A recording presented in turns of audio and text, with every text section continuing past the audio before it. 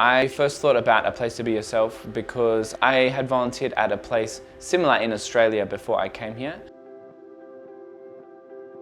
I really did that because I thought it was relevant to what I wanted to do, to help people. But also because I didn't really have any major issues myself coming out or being accepted, and I really wanted to be able to help people that did. My name is Argenta. The first thing is my experience of the LGBT community in Cambodia is very much from a Western perspective, right? So I can share what I think about it, but it may not be exactly how it is for local people living it. For me, in the past 9 or 10 years, I've noticed more education and more people sharing their stories on social media and stuff like that. And I think more meeting of the community as well, more events where people feel free to join, are more willing to show themselves. But I did notice that I think there's a bit of a lack of education around these things, and people, even LGBT people, not knowing much about it and what it means and what it doesn't mean. Every person I asked about things that I thought were relevant to my life or relevant to the community, can gay people get married, for example? Can transgender people change their gender on their passport, on their ID cards and stuff like that? I got a different answer from everyone, so I kind of felt like no one knows. Everyone's sort of guessing, no one's really sure. Some people say, yeah, you can. Some people say, no, it's not legal. Some people said, I saw it on Facebook, so it must be legal. So I just thought, someone needs to gather this information and have it somewhere that people can access it, and it's trusted, verified information as well. I think it's not so surprising that there is a lack of education when in the language there doesn't seem to be many words that reflect the reality. Because at the moment they have one word for the whole community, which is kind of like the word queer, but back when it was offensive to everyone and used as a slur. There are some people working on that as well. There's a young boy that is doing a school project recently that asked for our feedback on words that he's created for the LGBT community in Khmer. So for us, we have lesbian, gay, transgender. He was trying to create one word for each group as well. Probably, I think the main struggles are lack of education still. I think it's getting better, but I still think it's not quite there. And I guess people just assuming, not recognizing the diversity that exists within our community as well. Expecting that, if you're a gay person, all gay people are like this, all lesbians are like this. So not realizing as well that gay people are just as diverse as any other group of people, you know? It doesn't have to look a certain way, you don't have to act a certain way, it doesn't mean a certain thing.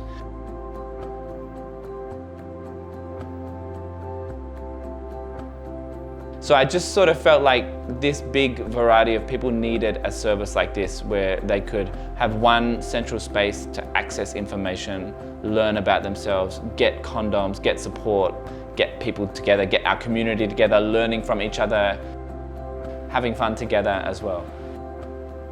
A place to be yourself is best summarized in its name. A place, somewhere, not necessarily this room or this office, but somewhere in the world where people can come and feel free and feel like it's okay who they are, who they want to be, who they're experimenting to be. We run our drop-in center. It's open daily at the moment. Drop-in center is really just a place where you can drop in to visit. So drop in Australia, we use a synonym for visit, come to hang out. Yeah, so I just popped in to say hello, or I just dropped in to say hello. It's this kind of idea that you just drop in and do whatever you want to do. And people can come here and have fun, can come here to relax, can come here and ask questions. So we try to make the space as fun as possible too, with the video games, with the piano, with our small library that we've got going, because that is the idea that people come here to hang out or to do their homework, to just chill or use the Wi-Fi, but they learn from the stuff hanging on the wall, from the conversation that's been had across the room. Yeah, so they overhear stuff and they learn stuff anyway. Can learn even when they're not expecting to. We create a lot of resources that we think LGBT people should know about, need to know about, in Khmer, because we are in Cambodia and this is the language that most people understand. And we were very clear from the beginning that we didn't want that to be a barrier. We don't want to just access the community that can speak English. So we started very simply just going through LGBTIQ, what these letters mean. And then it's really grown from there, and all of our resources are available on the internet for free download. We can create them on request for people, and we have done before. Even just simple posters on the wall that talk about like, yeah, respect each other's pronouns, or you can't use these words in this space, this is a safe space, this kind of thing. But also other really important stuff about like hormones and how they can affect your body, and PrEP and other stuff that's available for the community as well. Condoms, how to use them properly. We also teach workshops. Generally, we teach about the difference between gender, sexuality and sex, the history of LGBT in Cambodia, what words should and shouldn't be used to talk about our community and to each other, pronouns, the importance of pronouns, as well as going through each letter of the acronym and explaining what they mean. So we've done it at hotels, we've done it at universities, in schools, cafes that want their staff to learn about that as well. So whoever we think needs it, we can offer it to, or whoever requests it from us, we go out and teach it to them. One of the positive things I think is that when we explain about it or teach about it, I find Cambodian people are very receptive. We do a lot of community engagement actually. We've got about 8 different things we do monthly now, and a few of them are off-site and a few of them are on-site. The off-site ones are mostly focused on like health, getting people out in the real world and feeling safe in a space outside of ours, because that's what we want in the long run. So a lot of them are like in places that we maybe think LGBT people might not necessarily feel comfortable going by themselves. One's at a gym, one's at like a boxing place. And we also do yoga and stuff like that.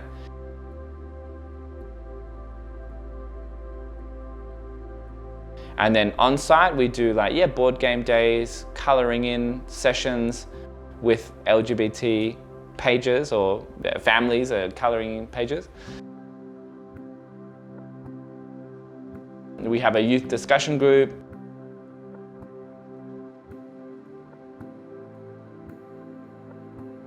Movie night, we go to the circus every month. Yeah, just trying to have fun things for our community to get together. I think they develop quite a lot after they come here. It's very funny, like the first time they're very quiet and shy, and like even to the point they don't want to come into the office. They'll like stand at the door or in the open space, but they won't dare to come in. And then you see them like a month later and they've come here like a handful of times and they just stroll on in like they own the place, but in a very nice way, you know, like they feel very comfortable. They're used to the conversations that we have. They understand about diversity and the different people that come here and that work here. So for me, I think it's a huge difference from when they first come to when they've been here a few times. I guess if I'm thinking about the future, my answer would be a little bit like, or may seem a little bit counterproductive to what we're doing, but I guess for me the big goal would be that we don't have to be here.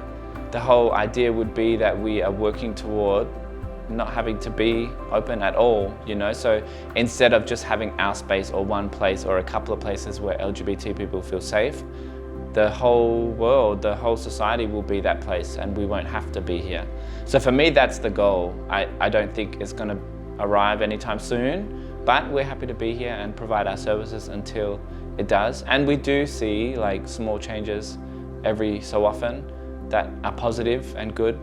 And more businesses and schools talking about these topics, and on social media and on TV and stuff like that, showing diversity. So for me, I think the future is bright and positive, and the goal would be that we do ourselves out of work.